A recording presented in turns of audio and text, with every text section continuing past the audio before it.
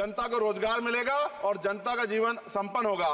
मोदी, एक बात मुझे आपसे कहनी है, आपने भी ये विषय उठाया था जब आप अपनी बात रख रहे थे, शेड्यूल कास्ट के साथ जो धोखा किया गया सुप्रीम कोर्ट के जरिए, आप इस बात को इस तरह समझे, 1.5 साल पहले मैंने मांग की थी, अगर इतना हितैषी हमारे लोग होते तो जब ईडब्ल्यूएफ 10% दे सकते हैं तो 5% शेड्यूल कास्ट के उन जातियों को दिया जा सकता था, लेकिन दृढ़ संकल्प और इच्छा शक्ति नहीं है गरीबों के उत्थान की, साथ साथ ओबीसी की जातियां उनको भी दिया जा सकता था। ये जो हमारे साथ खेल किया गया है, ये खेल जो है इसमें बहुत गुस्सा है, सरकार को संज्ञान लेना चाहिए और सत्ता और विपक्ष दोनों जो है अपना स्टैंड क्लियर कर दें, क्योंकि दलित समाज, आदिवासी समाज इसको देख रहा है, वो भूलेगा नहीं, जो उनके गले काटने का काम करेगा उनको भूलेगा नहीं।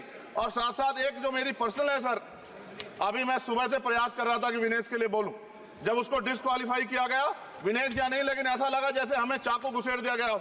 मेरे आज भी याद है उस प्रोटेस्ट में मैंने रातें काटी हैं और 4-4 गोली खाई मैंने। ये देश की अस्मिता से जुड़ा मामला था, पर हमारी मांग ये थी कि सरकार स्टैंड क्लियर कर दे, तब भी सुनवाई नहीं की गई। जब मंत्री बोलने आए तो हमने उनसे कहा कि हमें कुछ इन्फॉर्मेशन चाहिए, उस पर बात नहीं हुई। सवाल ये है सर, एक गोल्ड हमारे लिए आ रहा था और जब ये गोल्ड आता देश गौरवान्वित होता, और क्या व्यवस्था थी सर कि उसका वेट बढ़ गया, पता ही नहीं लगा सिस्टम के लोगों को, क्या बेवकूफी की गई है। ये सोचने का विषय है सर, ये बहुत महत्वपूर्ण, देश की बेटी का मामला है। ये हरियाणा की बेटी नहीं है सर, वो एक जात की बेटी नहीं है, वो हमारी बहन है, देश की बेटी है। और आपने क्या किया हरियाणा के साथ, आपने हरियाणा का बजट कम किया, जबकि सबसे ज्यादा मेडल हरियाणा लेके आता है। ये गलत है सर, ये धोखा है।